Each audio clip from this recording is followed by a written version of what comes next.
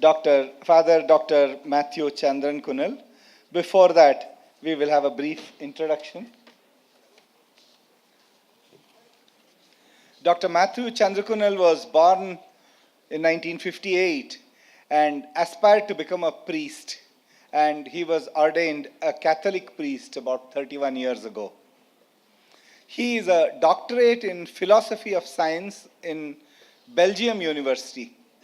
He did his postdoctoral research in astrophysics at Harvard. Dr. Matthew Chandran Kunal is a founder of the Bangalore Forum for Science and Religion and also the founding member of Bangalore Initiative for Religious Dialogue. He has also worked as science editor of Deepika daily newspaper. He was a visiting professor at various universities. He was a director cum coordinator of the Chavara Cancer Research Institute. I invite Dr. Matthew Chandrakunal to address us on cosmology and Christian faith. Over to you, Doctor. And it was a great blessing to be amidst the great luminaries. As I was observing Pujya Sri Dharmadhikari Dr. Virendra Hegde, I felt that maybe 3 words in Sanskrit we could describe him. Shantam, Deeptam, Lalitam. And Lalitam, because we have seen that when the organizers wanted to garland him and to put the cap, we saw that how he was declining. And also during the talk, Pujya Sri Dharmadhikari Dr. Virendra Hegde was saying 50 years he was existing there in the same place, in Dharmasthala. His sacrifice, his kenosis, and his existence, that presence, changed that place into really the Dharmasthala. And I think 50 years of being there as we are celebrating, and this occasion of churning the minds and discussing ideas and transforming consciousness. So that is a wonderful tribute to this great personality. So I congratulate the organizers, especially Dr. Suresh, and also the other people who are along with him, his team. And I also grateful to Venkat and Muralidhar for inviting me to this wonderful campus and also this international conference. So what I wanted to say today to discuss with you is that, is about belief and what happens when evidences are there, we will change.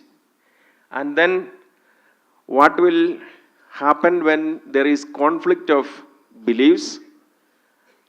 And even in science, as we have heard today in the morning, that there are also the faith and the belief. So this is what I want to share with you this evening. So next, please. So this is the Aristotelian cosmology, that is the earth-centered, the geocentric universe, the human being as the crowning of creation, and everything was looked from the perspective of the human person. Next one, please.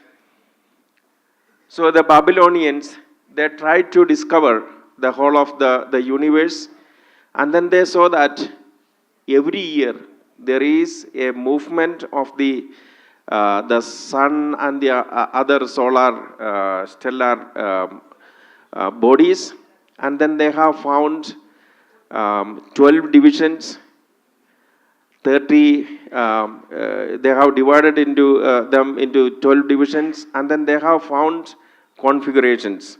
So these configurations, they identified it with the human life, and looking forward how we will be able to predict. So we can see that the belief in the stellar movements are predicting the future of the human person. Next one.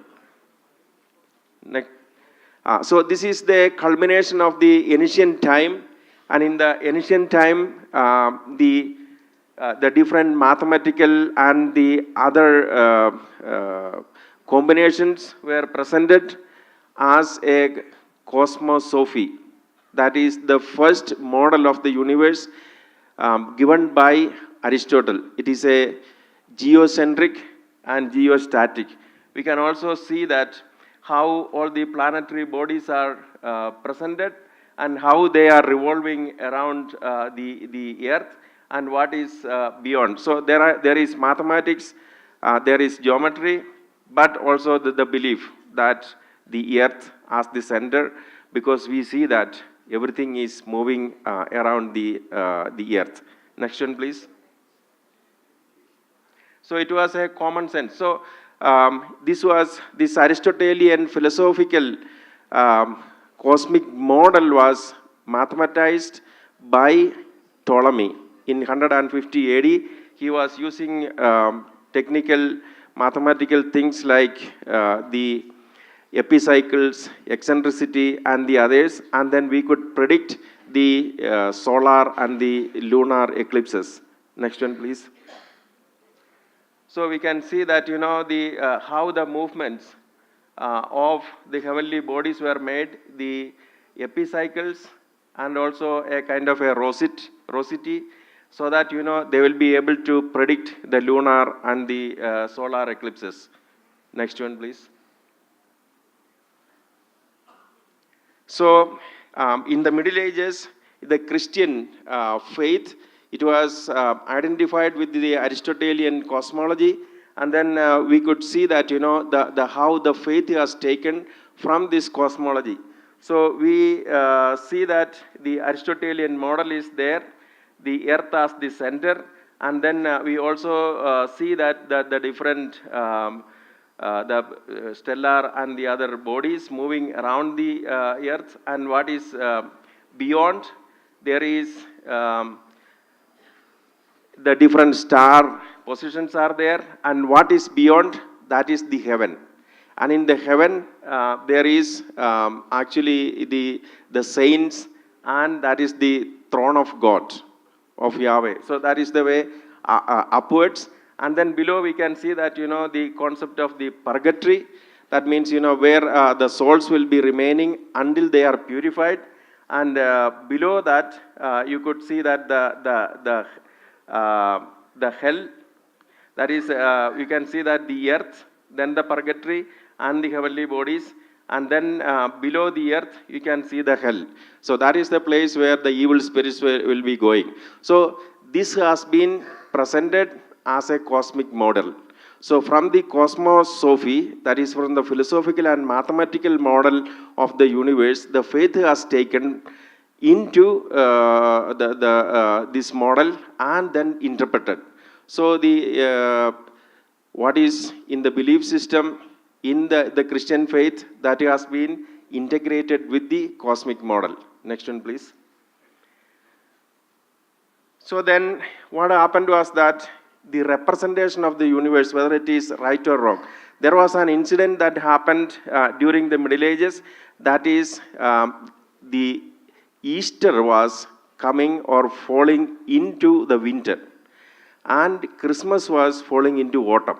So that became a big problem, a theological problem and also a cosmological problem, and many mathematicians and the theologians were called how to solve this. And that was the time Copernicus came and thought about it, whether our representation of the universe is right or wrong.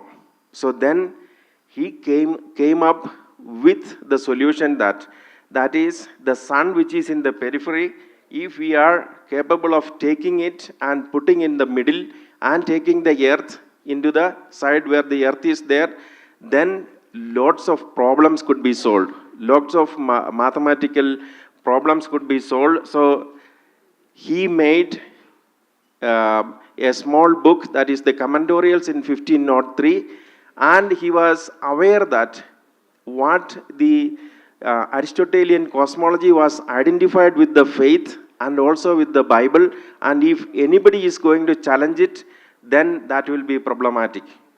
So almost 30 or 40 years he did not write about it, but at the end of his life there was another person who came and suggested to him he has to write. So in 1543 he completed the work and it was printed, De Revolutionibus Orbium Celestium. So there we can see that, how mathematically he said that this is the real representation of the world. Next one, please. Yeah. So then what happened was that it was not acceptable, because in the faith, that is in the Bible, the book of Joshua, it is written that Yahweh made the sun and the moon stop so that the Israelites can make war with the Moabians. So in order to give a success to the Israelites, Yahweh stopped the sun and the moon. So therefore, there is an evidence, or in the faith-based Bible, there is an evidence that sun and the moon are revolving around the earth. And then Copernicus has come up with this idea that it is the sun as the center. So then there is a conflict. So how to resolve this? And then we see that, Galileo came up and he has expanded the telescope and he was looking at the moon and the other stellar bodies, and he found the phases of Venus, the valleys and the mountains in the moon, and also the Milky Way galaxy as a cluster of stars. So all those things gave evidence, and also the Jupiter, which has 4 satellites. So therefore, he was absolutely certain that it is a sun-centered system, a heliocentric system, and he started writing books. But unfortunately, then came the conflict between the scientific belief and also the religious faith.